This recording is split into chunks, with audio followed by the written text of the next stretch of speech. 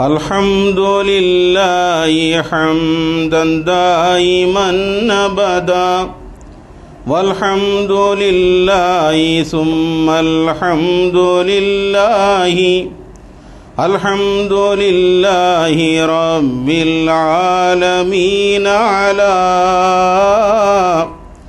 ما كان يلهمني الحمد لله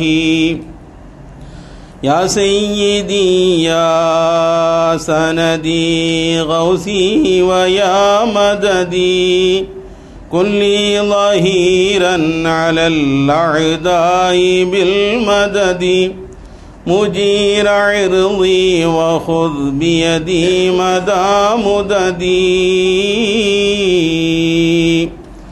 خليفة الله فينا محي الدين الحمد لله حمدا دائما أبدا والحمد لله ثم الحمد لله الحمد لله رب العالمين على ما كان يلهمني الحمد لله. السلام عليكم يا أصحاب الوقت أعيذ بحكم نيابة الحمد لله رب العالمين والعاقبة للمتقين والصلاة والسلام على رسول الله سيدنا محمد وآله وصحبه أجمعين. الصلاة والسلام عليك يا سيدي يا رسول الله خذ بيدي قلت حيلتي أدركني.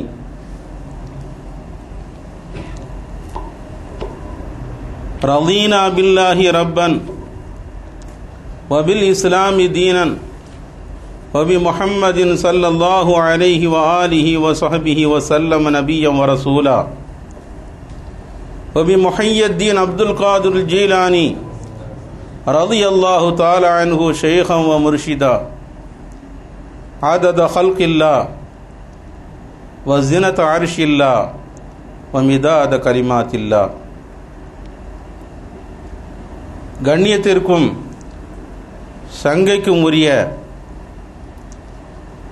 அருமையான சகோதரர்களே, பெரியார்களே, அஸ்ஸலாமு அலைக்கும் வரஹ்மத்துல்லாஹி தஆலா வபரகாத்துஹு. கண்ணியத்திற்குரியவர்களே, நாமெல்லாம் நாம் வாழுகின்ற பகுதிகளை விட்டு, நம்முடைய இல்லங்களை விட்டு, உற்றார் உறவினர்களையெல்லாம் விட்டு வெகு தொலைவில் வந்து இருக்கிறோம் என்றால் நாம் பொருள் ஈட்டுவதற்காக, சம்பாதிப்பதற்காகத்தான் வந்திருக்கின்றோம். நாமும் நம்மை சார்ந்து வாழுகின்றவர்களும் மனைவி மக்கள் அனைவரும் இஸ்ஸத்தோடு வாழ வேண்டும், கண்ணியமாக வாழ வேண்டும் என்ற ஒரே லட்சியத்திற்காக, ஒரே நோக்கிற்காக தான் இவ்வளவு தூரம் பல ஆயிரக்கணக்கான மைல்களுக்கு அப்பால் எல்லா சிரமங்களையும் ஏற்று நாம் இங்கே வருகை தந்திருக்கின்றோம். இது மார்க்கத்தில் வரவேற்கப்பட்ட ஒன்றுதான். தலபுல் ஹலாலி ஃபரீலத்துன் அலா குல்லி முஸ்லிமின் அவ் கமா கால நபி ஸல்லல்லாஹு அலைஹி வஸல்லம். ஹலாலான வழியில் சம்பாத்தியத்தை தேடுவது ஒவ்வொரு மூமினின் மீதும் கட்டாய கடமையாக இருந்து கொண்டிருக்கிறது, ஃபர்லாக இருந்து கொண்டிருக்கின்றது என்று ஈருலக சர்தார் எம்பெருமானார் ஸல்லல்லாஹு அலைஹி வஸல்லம் அவர்கள் நவின்றிருக்கின்றார்கள். அந்த அடிப்படையிலே சம்பாதிப்பது, வாழ்க்கைக்காக வேண்டி பொருள் ஈட்டுவது என்பது இன்றியமையாத ஒன்றுதான்.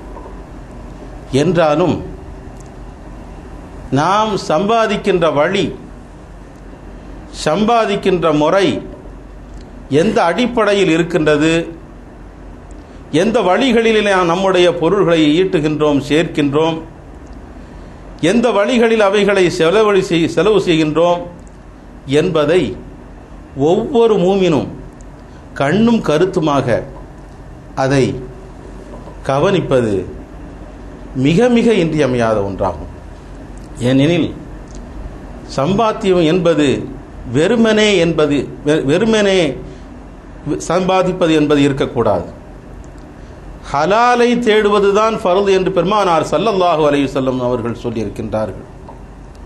நாம் ஈட்டுகின்ற பொருள், நாம் ஈட்டுகின்ற அந்த பணம் காசுகள் ஹலாலான அடிப்படையிலே இருக்க வேண்டும்.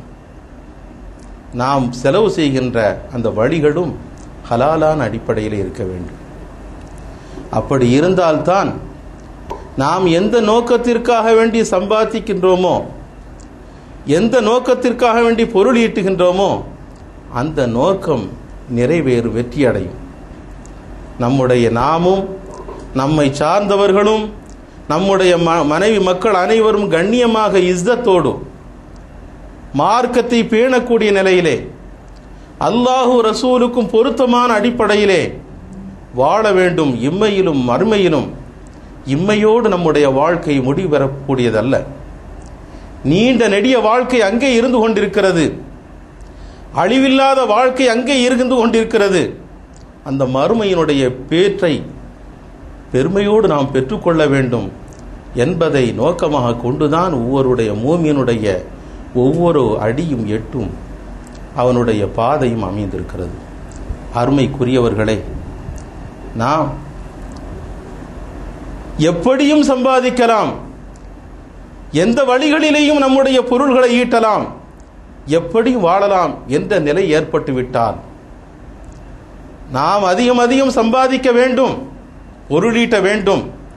நம்முடைய பகுதிகளிலே நாம் பெரிய பெரிய கோடீஸ்வரர்களாக, குபேரர்களாக வாழ வேண்டும், எல்லோரும் நம்மை பார்க்க வேண்டும், பாராட்ட வேண்டும் என்ற நோக்கம் மாத்திரம் நம்முடைய உள்ளத்திலே வைத்துக்கொண்டு எப்படியும் ஹலால் ஹராம் பற்றி சிந்திக்காமல், மார்க்கத்தை பற்றி நினைக்காமல், அல்லாஹ்வுடைய கட்டளைகளை பற்றி ஏற்றுக்கொள்ளாமல், பெருமானார் ஸல்லல்லாஹு அலைஹி வஸல்லம் அவர்களுடைய உபதேசங்களை எல்லாம் சிந்திக்காமல், உணராமல், நம்முடைய உள்ளத்தினுடைய எண்ணத்தினுடைய அடிப்படையிலே நம்முடைய வழிமுறைகள், சம்பாதிக்கின்ற வழிமுறைகள், பொருளீட்டுகின்ற அந்த பாதைகள் அமைந்து விடுமையானால் நிச்சயமாக இம்மையிலும் மறுமையிலும் நமக்கு தோல்விதான் ஏற்படும் என்பதை சிந்தித்து பார்க்க வேண்டும்.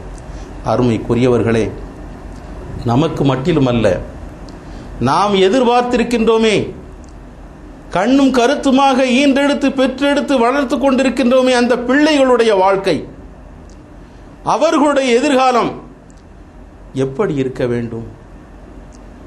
பெற்றோர்களுக்கு கண்ணியம் சேர்க்கின்ற வகையிலே, மார்க்கத்திற்கு மரியாதை சேர்க்கின்ற வகையிலே, அல்லாஹு ரசூலுடைய திருப்தியை பெறுகின்ற அளவிலே அவர்கள் வளர வேண்டும், வாழ வேண்டும் என்ற ஒரே கண்ணோட்டம் இருக்க வேண்டும். அந்த அடிப்படையில் தான் நம்முடைய வஜீஃபனங்களும் நம்முடைய உணவு முறைகளும் ஹலாலான அடிப்படையிலே அமைய வேண்டும். அருமைக்குரியவர்களே, மாத்திரைகளை சாப்பிடுகின்றோம். வயிற்று வலிக்கு தீர்க்கக்கூடிய அந்த மருந்திற்கு பதிலாக ஒரு தலைவலி மாத்திரையை சாப்பிட்டு விட்டால் அல்லது ஒரு நெஞ்சு வலி மாத்திரையை சாப்பிட்டு விட்டால் என்ன குழப்பத்தை இந்த உடலிலே மாற்றத்தை ஏற்படுத்தி விடுகிறது. உடனே சிகிச்சைக்காக வேண்டி டாக்டரை நோக்கி ஓடுகின்றோம். ஒரு சின்ன மாத்திரை மாற்றமாக நாம் சாப்பிட்டு விட்டால் வயிற்று வலிக்கு உள்ள மாத்திரைக்கு பதிலாக, மருந்திற்கு பதிலாக தலைவலிக்குள்ள மாத்திரையை சாப்பிட்டு விட்டால் எவ்வளவு பெரிய குழப்பத்தை, சில சமயம் உயிரை கூட போக்கிவிடுகின்ற அளவிற்கு அது உடலிலே ஒரு மாற்றத்தை ஏற்படுத்துகிறது என்றால் சாதாரண ஒரு சின்ன மாத்திரை. கவனமாக அல்லாஹ் ரசூல் சொல்லி காட்டிய அந்த ஹலாலான வழிகளுக்கு மாற்றமாக கவனமாக ஹராமான வழிகளிலே நம்முடைய சாப்பாடுகளை, உணவுகளையும், சம்பாத்தியங்களையும் அமைத்து கொண்டால் அது எந்த மாற்றத்தையும் செய்யாது என்று நாம் நினைத்து கொண்டிருந்தால் நாம் ஏமாந்து போய்விடுவோம். அருமைக்குரியவர்களே, அது பெரிய மாற்றத்தை இந்த சமுதாயத்தில் ஏற்படுத்திவிடும்.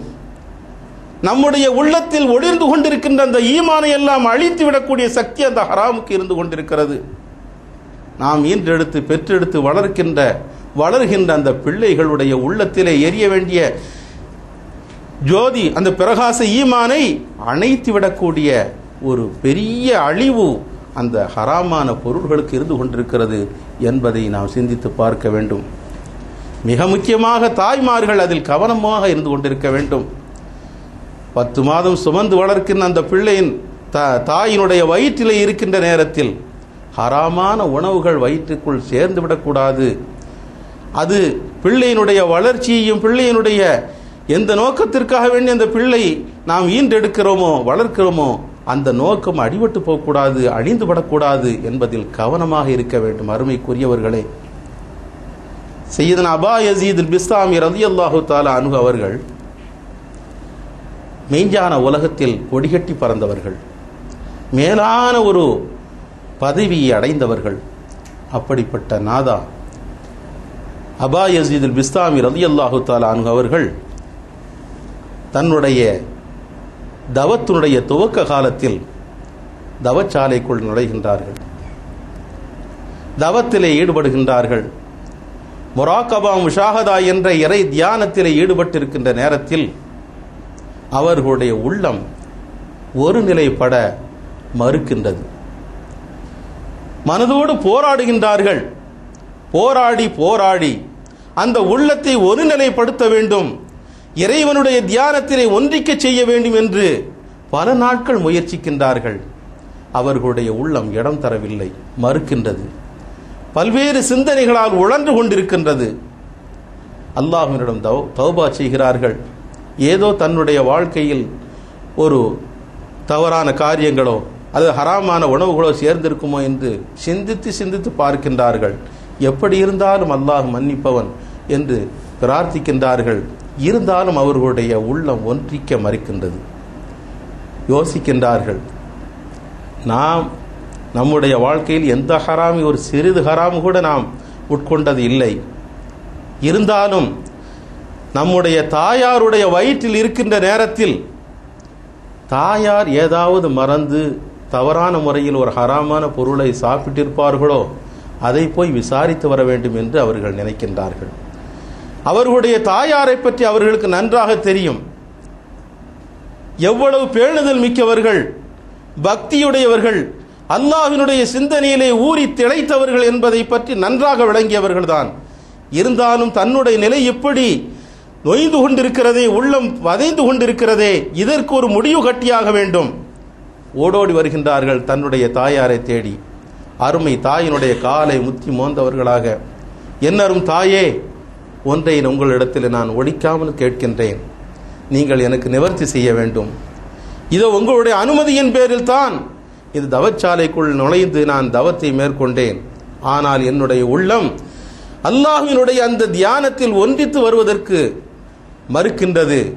உள்ளம் பல்வேறு எண்ணங்களால் உழன்று கொண்டிருக்கிறதே, இதற்கு ஒரு முடிவு எனக்கு தெரிய வேண்டும். நான் என்னுடைய உணவுகளில், என்னுடைய வாழ்க்கையில் ஒரு ஹராமான பொருளை சாப்பிட்டிருப்பேனோ என்று நான் சிந்தித்து பார்த்தேன். இல்லை, நான் அந்த நிலைக்கு நான் தள்ளப்படவில்லை. ஆனால் என்னை தாங்கள் சுமந்திருக்கின்ற நேரத்தில் ஏதாவது ஒரு பொருளை நீங்கள் தவறான முறையில், ஹராமான ஒரு வழியில் நீங்கள் மறந்து சாப்பிட்டிருப்பீர்களா என்பதை நீங்கள் நினைத்து பார்த்து அதற்கு ஒரு தீர்வு காண வேண்டும் என்று வேண்டிக் கொண்டார்கள்.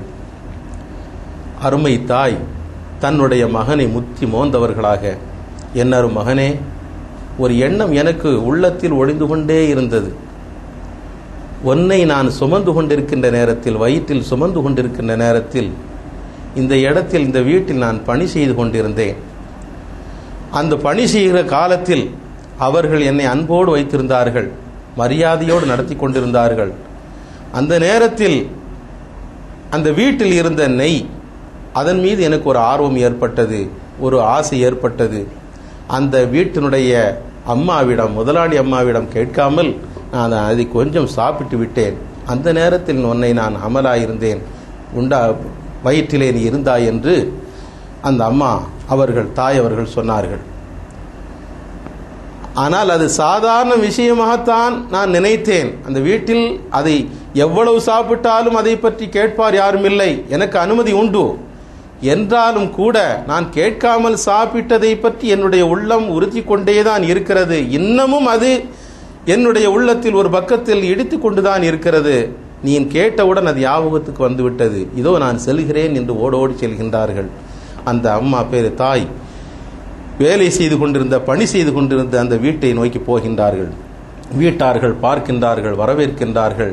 நீண்ட நாளைக்கு பின்னால் பார்த்தவுடன் அவர்களுக்கு இருந்த அந்த ஆனந்த களிப்பு, ஆனந்தமும் பெருமிதமும் தாங்க முடியாமல் அவர்களை வரவேற்று உபசரித்து வைத்து கொண்டு விசாரிக்கின்றார்கள். அப்போது அம்மா சொல்கின்றார்கள், நான் இந்த வீட்டில் பணி செய்கின்ற நேரத்தில் இப்படிப்பட்ட ஒரு நிலை ஏற்பட்டது. உங்களிடத்தில் நான் கேட்காமல் அதை அறிந்துவிட்டேன். அதற்காக வேண்டி பொருத்தம் தேடுவதற்காகத்தான் இப்போது வந்திருக்கின்றேன் என்று சொன்னபோது அப்படியே அதிர்ந்து விட்டார்கள். என்ன சொல்கின்றீர்கள்? வீட்டினுடைய எஜமானியாக உங்களை நாங்கள் வைத்திருந்தோம், பணியாளராக வைத்திருக்கவில்லை. எதை வேண்டுமானாலும் அனுபவிக்கலாம் என்ற நிலையிலே தான் உங்களை வைத்திருந்தோம். இருந்தாலும் கூட இந்த ஒரு சின்ன விஷயத்திற்காக வேண்டி இவ்வளவு தூரம் நடந்து வந்து எங்களிடத்திலே நீங்கள் பொருத்தம் தேடுகிறீர்களே, நான் உங்களை பற்றி என்ன சொல்ல ஏலும் என்று அந்த வீட்டார்களெல்லாம் ஆச்சரியப்பட்டு கையை பிடித்து நாங்கள் எதுவும் நினைக்கவில்லை, அதை பற்றி பொருந்தி கொண்டோம் என்று சொன்னது போதுதான் அவர்களுடைய உள்ளம் ஆறுதல் அடைந்தது. மகனிடத்திலே வந்து சொல்கிறார்கள், நிகழ்ந்த நிகழ்ச்சியை பற்றி சொன்னபோது அந்த அபா யஸீத் பிஸ்தாமி ரலியல்லாஹு தஆலா அன்ஹு அவர்கள் ஆனந்த களிப்பால் மீண்டும் தவத்திலே ஈடுபடுகிறார்கள். அதன் பின்புதான் அவர்களுடைய மனம் ஒன்றித்தது. மெய்ஞான நிலையில் எல்லையை தொடுகின்ற, முடிவான எல்லையை தொடுகின்ற அளவிற்கு உச்ச நிலையை அடைகின்ற ஒரு பெரும் பாக்கியத்தை அவர்கள் பெற்றார்கள் என்ற சரித்திர உண்மையை நாம் பார்க்கின்ற போது எந்த அளவிற்கு பேணுதலோடு தாய் அந்த தனையின் மகனை தன்னுடைய வயிற்றில் சுமந்திருக்கின்ற நேரத்தில் ஒரு சிறிது அந்த வீட்டார்களுடைய அனுமதி இல்லாமல் சென்ற அந்த நெய்யினுடைய அந்த சின்ன உணவுனுடைய ஒரு வேலை தன்னுடைய மகனுக்கு எவ்வளவு பெரிய பாதிப்பை இவ்வளவு காலத்திற்கு பின்னால் ஏற்படுத்தி இருக்கிறது என்றால், நாம் சம்பாதிக்கின்ற வழிமுறைகளை பற்றி சிந்திக்காமல், அல்லாஹு ரசூலினுடைய அந்த வழிமுறைகளை பற்றி யோசிக்காமல் எப்படியும் சம்பாதிக்கலாம், எப்படியும் வாழலாம், இந்த உலகத்தில் நிம்மதியாக சந்தோஷமாக இருந்தால் போதுமானது என்று நினைத்து கொண்டு நம்முடைய வழிகளை தேர்வு செய்து கொண்டால் நம்முடைய பிள்ளைகளுடைய நிலை எப்படி இருக்கும் என்பதை சிந்தித்து பாருங்கள். நம்முடைய பிள்ளைகள் தடுமாறி செல்கின்றார்கள், நம்முடைய பிள்ளைகள் தடமாறி செல்கின்றார்கள், மார்க்கத்தினுடைய நிலையை உணராமல் இருக்கின்றார்கள். அல்லாஹு ரசூலை பற்றி அவர்களுக்கு உணர்வில்லை. அல்லாஹுவை பற்றி சொன்னால் ஏளனம் செய்கின்றார்கள். அல்லாஹ்வினுடைய தூதர் அருமை பெருமானார் ஸல்லல்லாஹு அலைஹி வஸல்லம் அவர்களை பற்றி சொன்னால் சாதாரண மனிதர் என்று பேசுகின்ற அளவிற்கு அவர்களுக்கு உள்ளத்திலே துடிப்பு ஏற்பட்டு விட்டது. நம்முடைய மூதாதையர்களான நாதாக்களை பற்றி சொன்னால் ஏளனம் செய்கின்றார்கள், எள்ளி நகையாடுகின்றார்கள். இப்படிப்பட்ட நிலையெல்லாம் உருவாவதற்கு காரணம் என்ன? உணவிலே கலப்படம் ஏற்பட்டு விட்டது, சம்பாதிப்பதிலே கலப்படம் ஏற்பட்டு விட்டது. அதன் காரணமாகத்தான் நம்முடைய குடும்பத்தில் உள்ளவர்கள், நம்முடைய மக்கள், பிள்ளைகளெல்லாம் இப்படிப்பட்ட தடம் புரண்ட நிலையிலே செல்கின்றார்கள். நாம் கவலைப்படுகின்றோம், நாம் யோசிக்கின்றோம், இப்படி இருக்கின்றார்களே, மார்க்கத்தை பற்றி உணராமல் இருக்கின்றார்களே, பெற்றோருக்கு துஆ செய்ய வேண்டிய, பெற்றோருக்கு பணிவிடை செய்ய வேண்டிய பிள்ளைகளுடைய நிலை இப்படி இருக்கின்றது என்று பெற்றோர்கள் கவலைப்படுகின்றார்கள். பெற்றோர்கள் பிள்ளைகளை பற்றி கவலைப்படக்கூடிய நிலை உருவாகிவிட்டது. ரப்பிர்ஹம்ஹுமா கமா ரப்பயானி ஸகீரா, நபியே நாயகமே துஆ செய்யுங்கள், பெற்றோருக்காக வேண்டி துஆ செய்யுங்கள். ரப்பிர்ஹம்ஹுமா கமா ரப்பயானி ஸகீரா, என்னுடைய சிறு வயசில் எப்படி அவர்கள் பேணி பாதுகாத்து அவர்கள் போஷித்து வளர்த்து வந்தார்களோ அதே போன்று நாயனே என்னுடைய பெற்றோர்களையும் நீ பாதுகாத்து அவர்களை போஷித்து காப்பாற்று என்று அனுதினமும் பிரார்த்திக்க வேண்டும் என்று ஆணையிடுகின்றான் அல்லாஹ் சுப்ஹானஹு வ தஆலா. அப்படி பிரார்த்திக்க வேண்டிய வாய்களெல்லாம் நாளைக்கு மறுமையில் இப்படி நம்முடைய பிள்ளைகளை தாறுமாறாக வளர்த்துவிட்டு இந்த பிரார்த்தனை கிடைக்காத நிலையிலே மறுமையிலே சொல்லி காட்டுவார்கள். தடம் புரண்ட தந்த மக்களெல்லாம் சொல்லுவார்கள், ரப்பனா ஆத்திஹிம் ضعفين من العذاب, எங்களுக்கு தருகின்றாயே வேதனை, எங்களை துன்பப்படுத்துகிறாயே, இந்த துன்பத்தினுடைய 2 மடங்கை இந்த பெற்றோர்களுக்கு கொடு, இந்த பெரியவர்களுக்கு கொடு, வல்அன்ஹும் லஅனன் கபீரா, கடுமையான முறையிலே இவர்களை பழித்துறை, இவர்களை சாபம் செய் என்று அந்த மக்களெல்லாம் பிரார்த்திப்பார்கள் என்று குர்ஆன் ஷரீஃப் கூறுகின்றது. அப்படிப்பட்ட பிள்ளைகளை நாம் வளர்த்து விடக்கூடாது. அந்த வளர்ப்பு முறை சரியாக இருக்க வேண்டும் என்றால், அவர்களுடைய ஈமான் ஸ்திரமாக இருக்க வேண்டும் என்றால், நாம் எதிர்பார்க்கின்ற அந்த லட்சியம் நிறைவேற வேண்டும் என்றால், நம்முடைய சம்பாத்தியங்கள், நாம் தேடுகின்ற பொருள்கள் ஹலாலான அடிப்படையிலே இருக்க வேண்டும் என்பதை நாம் சிந்தித்து செயல்பட வேண்டும். அருமைக்குரியவர்களே, புனிதமான ரமலான் பெருமானார் ஸல்லல்லாஹு அலைஹி வஸல்லம் அவர்கள் பெற்றோர்களுக்கு சொன்னதைப் போலதான் மக்களுக்கும் சொல்லித் தருகிறார்கள். பெற்றோர்களை எப்படி கவனிக்க வேண்டும். அந்த மெம்பர் படியிலே ஏறும் பொழுது, ஒரு படியிலே ஏறும்போது ஆமீன் என்றார்கள், மறுபடியிலே அடுத்த படியிலே 3 முறை இப்படி ஆமீன் சொன்னதை பற்றி வினவுகின்ற நேரத்திலே, சஹாபாக்கள் எல்லாம் கேட்கின்ற நேரத்திலே, வானவர்கோன் ஜிப்ரீல் அலைஹிஸ்ஸலாம் அவர்கள் இந்த ரமலான் வந்ததற்கு பின்னால் ரமலானை அடைந்து கொண்டு அதில் பெற வேண்டிய மகஃபிரத்தை யார் பெறாமல் போய்விட்டார்களோ அவர்களுக்கு நாசம் உண்டாகுக என்று சொன்னார்கள். என்னை ஆமீன் கூறும்படி சொன்னார்கள். ஆமீன் என்றேன் என்றார்கள். அடுத்து பெற்றோர்கள் வயதான நிலையிலே தாயையோ தந்தையோ பெற்றுக்கொண்டு அவர்களுக்கு ஊழியம் செய்து பணிவிடை செய்து அவர்களுக்கு இஹ்சானோடு நடந்து அவர்களுடைய அன்பை பெறாமல் அவர்களுடைய காலடியிலே இருக்கின்ற சோனத்திற்கு தகுதி இல்லாமல் யார் அந்த பாக்கியத்தை இழந்து விடுகிறார்களோ அவர்கள் நாசமாகட்டும் என்று வானவர்கோன் ஜிப்ரீல் அலைஹிஸ்ஸலாம் சொன்னார்கள். அதற்கு ஆமீன் சொன்னேன் என்று சொன்னார்கள். எப்படிப்பட்ட முக்கியமான விஷயங்கள். வானவர்கோன் ஜிப்ரீல் அலைஹிஸ்ஸலாம் சையதுல் மலாயிகா பத்வா செய்கிறார்கள். சையதுல் முர்சலீன் ஸல்லல்லாஹு அலைஹி வஸல்லம் அவர்கள் அந்த நேரத்திலே ஆமீன் சொல்கிறார்கள் என்றால் எவ்வளவு பெரிய முக்கியமான விஷயம் என்பதை நாம் சிந்தித்து பார்க்க வேண்டும். பெற்றோர்களை எப்படி நடத்த வேண்டும். அல் ஜன்னத்து தஹத உம்மஹாத் தஹத அக்தாமில் உம்மஹாத் அவ் கமா கால நபி ஸல்லல்லாஹு அலைஹி வஸல்லம். உங்களுக்குரிய சொர்க்கம் எங்கே இருக்கிறது? மக்களே, பிள்ளைகளே, உங்களை ஈன்றெடுத்து வளர்த்த போஷித்து வளர்த்த அந்த தாயினுடைய காலடியிலே தான், தாய்மார்களுடைய காலடியிலே தான் இருந்து கொண்டிருக்கிறது என்று பெருமானார் ஸல்லல்லாஹு அலைஹி வஸல்லம் அவர்கள் சொல்லி காட்டினார்கள். மற்றொரு ஆயத்தில் அல்லாஹ் சுப்ஹானஹு வ தஆலா சொல்லி காட்டுகின்றான், வகலா ரப்புக அல்லா தஅபுது இல்லா இய்யாஹ் வபில் வாலிதைனி இஹ்சானா. தன்னுடைய வணக்கம், தன்னையே வணங்க வேண்டும் என்று அல்லாஹ் விரும்புகின்றானே, தன்னை தவிர யாரையும் வணங்கக்கூடாது என்று உறுதியாக சொல்கின்றானே, அந்த வணக்கத்திற்கு அடுத்த நிலையிலே வைத்து சொல்கின்றான், வபில் வாலிதைனி இஹ்சானா, என்னுடைய வணக்கத்திற்கு அடுத்த தரஜா படித்தரம் உங்களுடைய பெற்றோர்களுக்கு நீங்கள் இஹ்சானோடு நடந்து கொள்ளுங்கள். வகலா ரப்புக, நபியே நாயகமே, உம்முடைய இரட்சகன் தீர்மானமாக சொல்லிவிட்டான், அல்லா தஅபுது இல்லா ஐயா, அவனை தவிர யாரையும் எதையும் நீங்கள் வணங்கக்கூடாது. வபில் வாலிதைனி இஹ்சானா, உங்களுடைய பெற்றோர்களுக்கு நன்மையாக நடந்து வாருங்கள், இஹ்சானோடு நடந்து வாருங்கள். இம்மா யபுலுகன்ன இந்தகல் கிபர அஹதுஹுமா அவ் கிலாஹுமா, அவர்கள் இருவரில் இருவரோ வயோதிகத்தை அடைந்து விட்டால் ஃபலா தகுல்லஹுமா உஃபின், ஷீ என்ற வார்த்தையை கூட அவர்களிடம் பரிமாறி விடாதீர்கள், சொல்லி விடாதீர்கள். ஏளனமாக அவர்களை ஏறெடுத்து பார்த்து விடாதீர்கள். வகுல்லஹுமா கௌலன் கரீமா, மிக சங்கையான மரியாதையான வார்த்தையை அவர்களிடத்தில் பேசுங்கள். வகுல் ரப்பிர்ஹமுஹுமா கமா ரப்பயானி ஸகீரா, சிறு வயதிலே எங்களை போஷித்து வளர்த்ததை போன்று அவர்களை நீ காப்பாற்றி என்று எப்போதும் துவா பிரார்த்தனை செய்வீர்களாக என்று எவ்வளவு அழகாக சொல்லித் தருகின்றான். 3 விஷயங்களை அல்லாஹ் சுப்ஹானஹு வ தஆலா சேர்த்து சேர்த்து சொல்லித் தருகின்றான். وَوَصَّيْنَا الْإِنسَانَ بِوَالِدَيْهِ حَمَلَتْهُ أُمُّهُ وَهْنًا عَلَى وَهْنٍ وَفِصَالُهُ أَنِ اشْكُرْ لِي وَلِوَالِدَيْكَ وَفِصَالُهُ فِي عَامَيْنِ أَنِ اشْكُرْ لِي وَلِوَالِدَيْكَ إِلَيَّ الْمَصِيرُ. எனக்கும் நன்றியோடு நடந்து கொள்ளுங்கள், உங்களுடைய பெற்றோர்களுக்கும் நன்றியோடு நடந்து கொள்ளுங்கள். وَأَقِيمُوا الصَّلَاةَ وَآتُوا الزَّكَاةَ.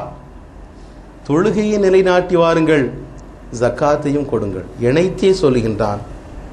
ஒருவர் வாழ்நாளெல்லாம் தொழுது கொண்டிருக்கின்றார், ஜக்காத்தை பற்றி பொருட்படுத்தாமல் இருக்கின்றார், அவருடைய தொழுகை பற்றி அல்லாஹ் ஏறெடுத்து பார்ப்பதில்லை. ஜக்காத்தை பற்றி அலட்சியமாக இருந்து கொண்டு தொழுகையை பெரிதாக நினைத்துக் கொண்டு ஊரெல்லாம் சுத்தி கொண்டு தொழுது கொண்டே இருக்கின்றார், ஜக்காத்தை பொதுவாக்காக விடுகின்றார் என்றால் அவருடைய தொழுகை பற்றி அல்லாஹ் அலட்சியம் பண்ணுவதில்லை. வாத்தியுல்லாஹ வாத்தியுர் ரசூல். அல்லாஹுவுக்கும் வழிபடுங்கள், அவனுடைய தூதருக்கும் வழிபடுங்கள். அல்லாஹுவை தான் நான் வணங்குவேன், அல்லாஹுவை தவிர யாரையும் நான் ஏறெடுத்து பார்க்க மாட்டேன். அல்லாஹுவை பற்றி அல்லாஹுவை தவிர யாருக்கும் நான் மரியாதை கொடுக்க மாட்டேன், யாரையும் என்னுடைய நெஞ்சத்திலே வைக்க மாட்டேன் என்று பெருமானார் ஸல்லல்லாஹு அலைஹி வஸல்லம் அவர்களை லேசு காண ஆரம்பித்து விட்டால் அல்லாஹ் அவர்களை தூக்கி வீசி விடுவான். அல்லாஹ் இணைத்தே சொல்கின்றான், அல்லாஹ்வுக்கு வழிபடுங்கள், என்னுடைய ரசூலுக்கு வழிபடுங்கள். என்னுடைய ரசூலுக்கு செய்ய வேண்டிய கடமைகளை கண்ணியத்தை நீங்கள் கொடுங்கள், மரியாதை செய்து வாருங்கள். அவர்களை எப்படி நினைக்க வேண்டுமோ அப்படி நினையுங்கள், எப்படி அவர்களுடைய வழியை பேண வேண்டுமோ அந்த முறையிலே பேணுங்கள். இணைத்தே சொல்லுகின்றான். 3 விஷயம். அனிஷ்குருலி வலிவாலிதை, எனக்கும் நன்றி செலுத்துங்கள். எனக்கு மட்டும் நன்றி செலுத்தி விட்டு உங்களுடைய பெற்றோர்களை புறக்கணித்து விட்டால் அந்த நன்றியை நான் ஏற்றுக்கொள்ளப் போவதில்லை. உங்களுடைய பெற்றோர்களுக்கும் நன்றி செலுத்துங்கள். அருமை பெரியவர்களே, அல்லாஹ் சுப்ஹானஹு வ தஆலா தன்னுடைய அடியார்கள் செய்யக்கூடிய பாவங்களுக்கு தண்டனையை கொடுக்க நாடினால் இந்த உலகத்திலும் கொடுக்கலாம், வறுமை வரையில் அதை பிற்படுத்தி வைக்கின்றான். ஆனால் பெற்றோர்களுக்கு செய்யக்கூடிய அந்த தீவினை இருக்கிறதே, அவர்களுக்கு செய்யக்கூடிய மோசநாசங்கள் அவர்களுடைய மனதை வருத்தப்படுத்தினால் மறுமை வரையில் அந்த தண்டனையை அல்லாஹ் பிற்படுத்துவதில்லை. இந்த உலகத்திலேயே அவர்கள் சாவதற்கு முன்னாலேயே அவர்களுடைய கண்ணெதிரிலேயே அல்லாஹ் தஆலா அந்த தண்டனையை கொடுத்து விடுகின்றான். பெருமானார் ஸல்லல்லாஹு அலைஹி வஸல்லம் அவர்கள் சொன்னார்கள், இந்த உலகத்திலேயே அவர்களை அனுபவிக்க வைத்துத்தான் அவர்களுடைய ரூஹ் வாங்கப்படும் என்று பெருமானார் ஸல்லல்லாஹு அலைஹி வஸல்லம் அவர்கள் சொல்லி காட்டினார்கள். பனி இஸ்ரவேலர் காலத்தில் ஜுரைஜ் என்ற பெரியார், பெரிய ஆபித், இரவு பகலாக ஒரே வணக்கத்தில் ஈடுபட்டு கொண்டிருந்தவர். பெருமானார் ஸல்லல்லாஹு அலைஹி வஸல்லம் அவர்கள் சொல்லி காட்டுகிறார்கள், இரவு பகலாக இறைவனை வணங்கி கொண்டிருந்த அந்த பெருமானார் ஜுரைஜ் என்ற பெரியார், அவருடைய தாயார் அவரை சந்திப்பதற்காக வேண்டி வருகின்றார். அந்த ஆபீதுனுடைய இடத்திலே அந்த தவக்கூடத்தை சுத்தம் செய்வதற்காக வேண்டி ஒரு இளம்பெண் அங்கே வேலை செய்து கொண்டிருக்கின்றாள். அவர் திருமணமாவதற்கு முன்னால் குழந்தையை பெற்றெடுக்கின்றாள். அந்த நகரவாசிகளெல்லாம் பார்க்கின்றார்கள், காட்டு தீ போல் பரவுகின்றது, கல்யாணம் முடிக்காத பெண் குழந்தையை பெற்றெடுத்து விட்டாள் என்று. ஊர்க்காரர்களெல்லாம் வந்து விசாரிக்கின்றார்கள். அந்த பெண் சொல்கிறாள், துணிந்து சொல்லிவிட்டாள், இந்த ஆபீது தான் இந்த குழந்தைக்குரிய தந்தை என்று சொல்லிவிட்டார்கள். அந்த ஆபீதை பெரிதாக நினைத்து எல்லோரும் மரியாதையாக நடத்தி கொண்டிருக்க இப்படிப்பட்ட சூழ்நிலையை பார்த்தவுடன் அந்த ஊர்க்காரர்களெல்லாம் அப்படியே மாறிவிட்டார்கள். அவரை பிடித்து அடித்து அவருடைய சௌமியா அவருடைய தவச்சாலையெல்லாம் பீத்தி எரிந்து அவரை கல்லால் அடித்து ரோட்டோடு விரட்டுகின்றார்கள். அவர் எவ்வளவோ எடுத்து சொல்லியும் அந்த வார்த்தையை மக்கள் கேட்கவில்லை. இப்படி ஒவ்வொரு நாளும் கழிந்து கொண்டிருக்கின்றது. அவர் அழுது புலம்பிக் கொண்டு தெருவோரமாக இவ்வளவு மரியாதையாக இருந்தவர் இப்போது வீதி வீதியாக அறிந்து கொண்டிருக்கின்றார். அவரை மரியாதையாக வைத்திருந்த சில பெருமக்கள், பெரியவர்கள் கூடி பேசுகின்றார்கள். அவர் எவ்வளவோ சொல்கின்றார், இந்த ஜனங்கள் கேட்பதாக இல்லையே, நாம் இதற்கு ஒரு முடிவு கட்டியாக வேண்டும். அவரை அழைக்கின்றார்கள். பெரியவரே, இப்படிப்பட்ட சூழ்நிலையாகிவிட்டது, அந்த குழந்தைக்குரிய தந்தை நீர்தான் என்று அந்த குழந்தையுடைய தாய் சொல்கின்றாள். நீர் மறுக்கின்றீர். இப்போது ஒரு முடிவு தெரிஞ்சாக வேண்டும், இதற்கு என்ன வழி சொல்கின்றீர் என்று கேட்டபோது அந்த ஆபிது கூறினார், நான் நிரபராதி, நான் இஹ்லாஸோடு தூய்மையோடு மன தூய்மையோடு இவ்வளவு காலம் நான் வணங்கி அல்லாஹை வணங்கி கொண்டது இருந்தது உண்மையானால் நான் நிரபராதி என்பதை அந்த குழந்தையின் மூலமாகவே அல்லாஹ் தஆலா வெளிப்படுத்தி காட்டுவான், குழந்தையை கொண்டு வாருங்கள் என்று சொன்னார். எல்லா மக்களும் கூடியிருக்கின்றார்கள். அந்த பெண்ணும் வந்தாள். குழந்தையை வைத்து கொண்டு அந்த ஆபிதர் என்றக்காக தொழுது விட்டு குழந்தையை பார்த்து கேட்டார், நான் வணங்கியது அல்லாஹுவிற்கு உண்மையான வணக்கமாக இருந்தால் குழந்தையை நீ நன்றாக பேசு, சொல்லு, உன்னுடைய தந்தை யார் என்று கேட்டபோது அந்த குழந்தை வாய் திறந்து பேசியது, என்னுடைய தந்தை இவரல்ல, இதோ காட்டிலே ஆடு மேய்க்கின்ற இடையன்தான் என்னுடைய தந்தை என்று சொன்னபோது அந்த மக்களெல்லாம் அப்படியே பதறிவிட்டார்கள். இப்படிப்பட்ட ஒரு மனித புனிதரை நாம் இவ்வளவு கேவலத்தோடு நடத்திவிட்டோமே என்று அழுது புலம்பி அவருடைய கையை பிடித்து மன்னிப்பு கோரி எல்லோரும் திருந்தினார்கள். மீண்டும் அவருக்கு பெரிய மரியாதையை கொடுத்தார்கள். பெருமானார் ஸல்லல்லாஹு அலைஹி வஸல்லம் அவர்கள் இந்த சம்பவத்தை சொல்லிவிட்டு சொன்னார்கள், அவர் உண்மையான ஆபிதுதான், உண்மையான வணக்கவாளிதான். இருந்தாலும் கூட இடைக்காலத்தில் ஒரு மாத காலமாக இப்படிப்பட்ட கேவலமும் ஒரு அசிங்கமான பேச்சுகளும் ஏற்படுவதற்கு, ஒரு தலைகுனிவு ஏற்படுவதற்கு கூடிய காரணம் என்ன? வேறு ஒன்றுமில்லை. அவருடைய தாய் ஒரு நாள் அவரோடு பேசுவதற்காக, தன்னுடைய மகனோடு பேச வேண்டும், அளவலாக இருக்க வேண்டும் என்பதற்காக வேண்டி அந்த இல்லத்திற்கு வருகின்றாள், அந்த தவச்சாலைக்கு வருகின்றாள். வயது முதிர்ந்த தாய் வந்து இருந்து கொண்டு அந்த தாய் மகன் வணங்கி கொண்டே இருக்கின்றார். மகன் வணக்கத்தை முடிக்க வேண்டும், நாம் பேச வேண்டும் என்று அவர் எதிர்பார்த்து கொண்டே இருக்கின்றாள் தாய். ஆனால் அவர் தொழுகின்றார், சலாம் கொடுக்கின்றார். தாயை ஒரு பார்வை பார்த்து விட்டு, நான் வணக்கம்தான் முக்கியம், தாயை பற்றி அவர் லட்சியம் பண்ணவில்லை. உடனே திரும்ப எடுத்து என்ன செய்தார், தொழுக ஆரம்பிக்கின்றார். இப்படியே தொழுது கொண்டே இருக்கின்றார். தாய் பார்த்தா, என்ன தொழுகை இது, நான் கொஞ்சம் நேரம் பேசலாம், மகனோட கொஞ்சம் அன்போடு இருக்கலான்ட்டு வந்தா இந்த மாதிரி திரும்ப திரும்ப எழுந்து தொழுதுகிட்டே இருக்கிறாருன்னு சொல்லி மனசடைஞ்சு அந்த அம்மா போயிட்டாங்க. தொழுகையை கொண்டு மனசடைவு அந்த தாய்க்கு உண்டாக்கின ஒரே காரணத்திற்காக இந்த உலகத்தில் எவ்வளவு பெரிய ஒரு தலைகுனிவு அந்த ஆபிதுக்கு ஏற்பட்டிருக்கிறது என்பதை பெருமானார் ஸல்லல்லாஹு அலைஹி வஸல்லம் தன்னுடைய சஹாபாக்களுக்கு சொல்லி காட்டினார்கள். தொழுகையை கொண்டுதான் மனச்சடவை உண்டாக்கினார். அருமையான பெருமக்களே, இன்று நாம் பெற்றோர்களை எப்படி நாம் நடத்துகின்றோம்? பெற்றோர்களுடைய சொல்லுக்கு எந்த அளவுக்கு நாம் மரியாதை கொடுக்கின்றோம்? 24 மணி நேரமும் டிவிக்கு முன்னால் இருந்து கொண்டு தேவையற்ற விஷயங்களை எல்லாம், மார்க்கத்துக்கு முரணான விஷயங்களை எல்லாம் பார்த்து கொண்டு நம்முடைய நேரங்களையும் காலங்களையும் கழித்துக் கொண்டிருக்கின்ற நாம், நம்முடைய வயது முதிர்ந்த தாய் நம்மை அழைத்து விட்டால் அலட்சியம் செய்கின்றோம். நம்முடைய தந்தை அழைத்து விட்டால் அதை கொஞ்ச நேரம் பொறுங்க, இருக்க முடியாதா என்று அவரை ஏகடியமாக பேச ஆரம்பிக்கும். இப்படிப்பட்ட நிலையெல்லாம் உருவாகிவிட்டால் இந்த சமுதாயத்தினுடைய நிலை எந்த நிலைக்கு அல்லாஹ் ரசூலுடைய கோபதாபத்திற்கு ஆளாக்கப்படும் என்பதை நாம் சிந்தித்து பார்க்க வேண்டும். அருமைக்குரியவர்களே, பெருமானார் ஸல்லல்லாஹு அலைஹி வஸல்லம் அவர்கள் ஒருமுறை ஹசனுல் பஸ்ரி ரலியல்லாஹு தஆலா அன்ஹு அவர்கள் ஹஜ்ஜின் போது தவாஃப் செய்து கொண்டிருக்கின்றார்கள். தவாஃப் செய்து கொண்டிருக்கின்ற போது அவர்களுக்கு முன்னால் ஒரு பெரிய மனிதர் தலையில் ஒரு பெரிய கூடையை சுமந்து கொண்டு தவாஃப் செய்து கொண்டே இருக்கின்றார். இதை ஹசனுல் பஸ்ரி ரலியல்லாஹு தஆலா அன்ஹு அவர்கள் பார்க்கின்றார்கள்.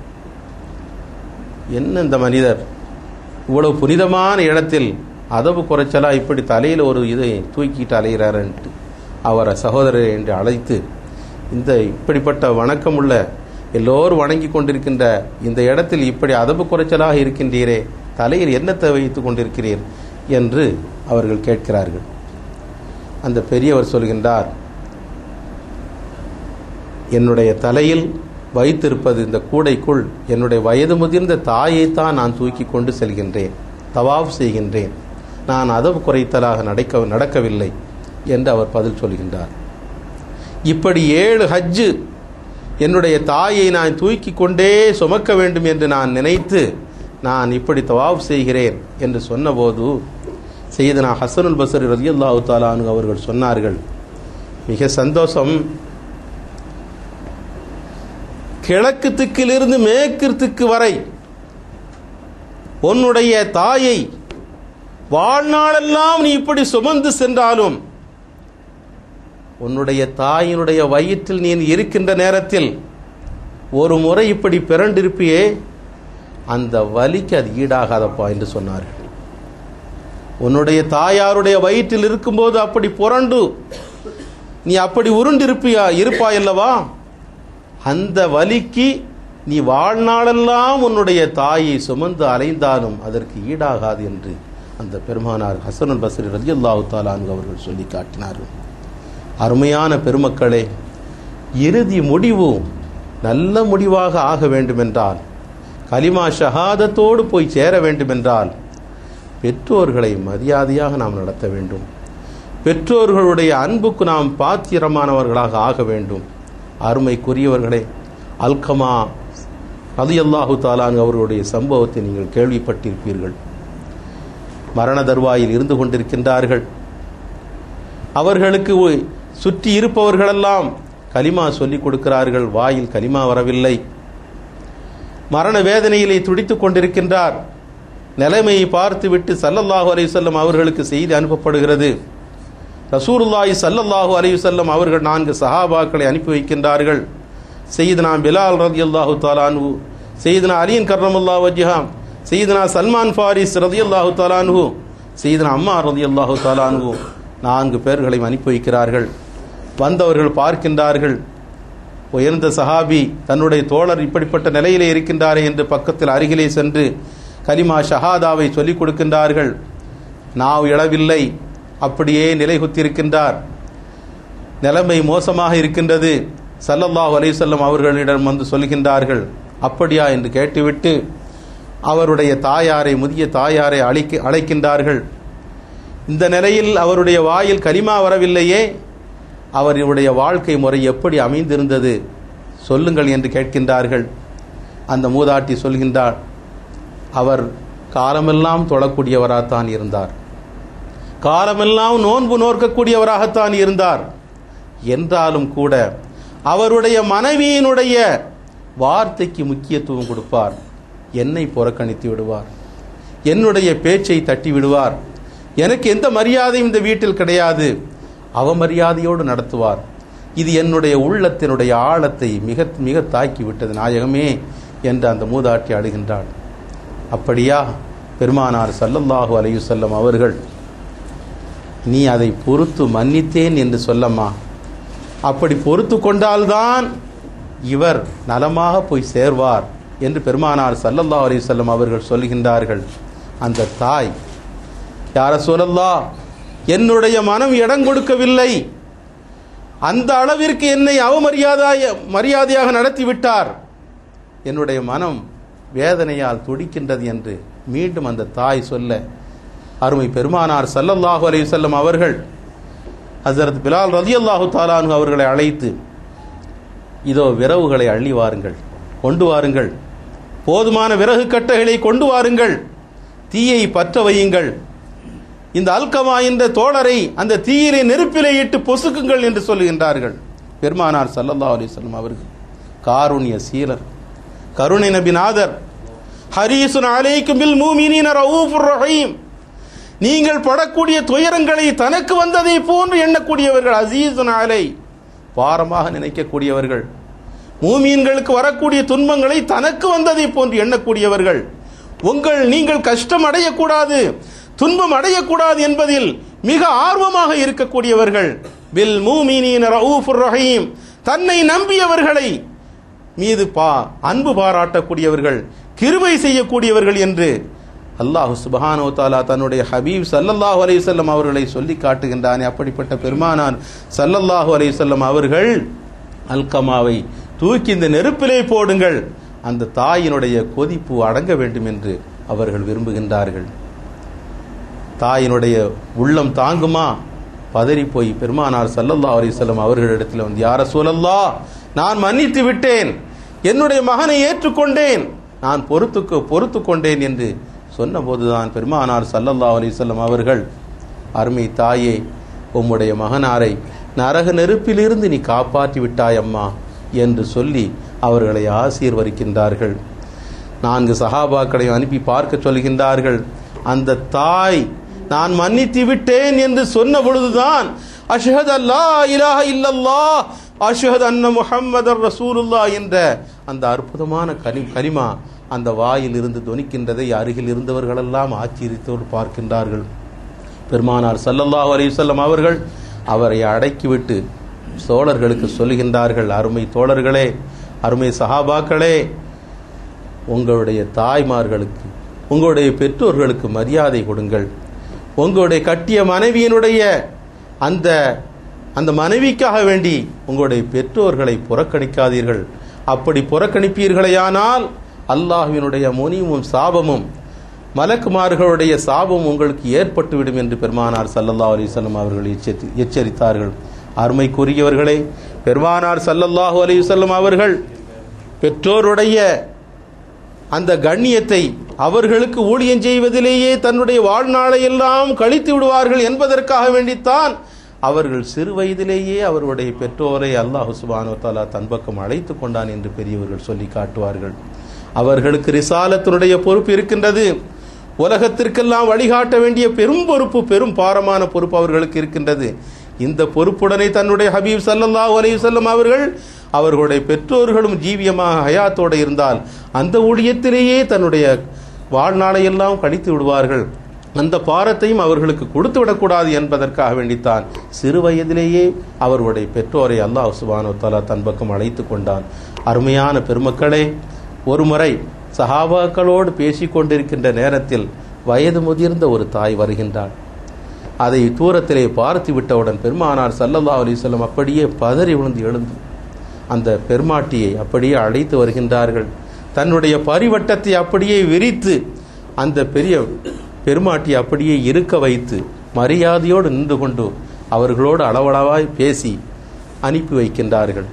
அனுப்பி வைத்துவிட்டு தன்னுடைய தோழர்களுக்கு சொல்லி காட்டினார்கள். எல்லாரும், தோழர்களே, இது யார் தெரியுமா? எனக்கு சிறு வயதில் பால் ஊட்டிய அன்னை ஹலீமா அம்மா அவர்கள்தான் செல்கிறார்கள் என்று சொன்னபோதுதான் சஹாபாக்கள் எல்லாம் ஆச்சரியப்பட்டார்கள். அருமையான பெருமக்களே, தனக்கு பாலூட்டி அந்த அன்னைக்கு இவ்வளவு மரியாதை என்றால் தன்னை ஈன்றெடுத்த வந்த தாய்க்கு எவ்வளவு மரியாதை, எவ்வளவு கண்ணியம் கொடுப்பார்கள். அருமையான பெருமக்களே, பெற்றோர்களுடைய விருப்பத்தில் தான் ரிலர் ரப்பு ஃபீ ரிலல் வாலிதி அவ் கமா கார நபி ஸல்லல்லாஹு அலைஹி வஸல்லம் சுகுத்துர் ரப்பி ஃபீ சுகுத்தில் வாலிதி அவ் கமா கார நபி ஸல்லல்லாஹு அலைஹி வஸல்லம். தந்தையினுடைய விருப்பத்தில் தான், தந்தையினுடைய திருப்தியில்தான் ரப்புனுடைய திருப்தி அமைந்திருக்கிறது. தந்தையினுடைய கோபத்தில் தான் ரப்புனுடைய கோபம் அமைந்திருக்கிறது. உலகத்தில் அல்லாஹ் உங்களோடு திருப்தியாக இருக்கிறானா? உங்க தந்தையை போய் பாருங்கள். அவர் திருப்தியாக இருந்தால் அல்லாஹ் உங்களோடு திருப்தியாக இருக்கின்றான்.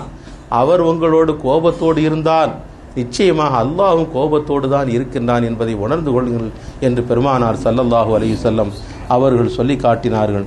அருமைக்குரியவர்களே, இப்படி மார்க்கத்தில் முதன்மை நாம் கூறிக்கொள்ள வேண்டிய விஷயம், நம்முடைய சம்பாத்தியம் ஹலாலாக இருக்க வேண்டும். நம்முடைய பிள்ளைகள் நமக்கு உகந்தவர்களாக, நமக்கு துஆ செய்யக்கூடியவர்களாக, மார்க்கத்தினுடைய அனுஷ்டானங்களை பேணக்கூடியவர்களாக, ஈமான் உள்ளவர்களாக வாழ வேண்டும் என்றால் நம்முடைய முதல்கள் ஹலாலானதாக இருக்க வேண்டும். ஹலாலான உணவில் வரக்கூடிய பிள்ளைகள் தான் வளரும் காலங்களிலே ஈமான் உள்ளவர்களாக, மார்க்க பேணுதல் உள்ளவர்களாக, ஷரியத்தை காப்பாற்றக்கூடியவர்களாக, அல்லாஹ் ரசூலுக்கும் பொருத்தமானவர்களாக இருப்பார்கள். அப்படிப்பட்ட நிலையிலே அல்லாஹ் சுப்ஹானஹு வ தஆலா தாய் தந்தையர்களை பேணக்கூடிய பெருமானார் ஸல்லல்லாஹு அலைஹி வஸல்லம் அவர்கள் எப்படி தாய் தந்தையர்களுக்கு கண்ணியம் அளிக்க வேண்டும் என்று சொல்லியிருக்கின்றார்களோ, அன்பு செலுத்த வேண்டும் என்று சொல்லியிருக்கின்றார்களோ, அந்த அடிப்படையிலே முழுமையான அன்பை செலுத்தக்கூடியவர்களாக, தாய் தந்தையர்கள் மீது பரிவு காட்டக்கூடியவர்களாக, தாய் தந்தையர்களுடைய திருப்தியை பெற்றவர்களாக, மரணிக்கும் தருவாயிலே ஷஹாதத்து கலிமா சொல்லக்கூடிய உண்மையான மூமினாக, பெருமானார் ஸல்லல்லாஹு அலைஹி வஸல்லம் அவர்களுடைய அன்பை பெற்றவர்களாக, அல்லாஹ்வினுடைய திருப்திக்குரியவர்களாக நம் அனைவரையும் அல்லாஹ் சுப்ஹானஹு வ தஆலா ஆக்கி அருள் உரிவானாக. வாஹிரு தாவானா அல்ஹம்துலில்லாஹி ரப்பில் ஆலமீன். அஸ்ஸலாமு அலைக்கும்.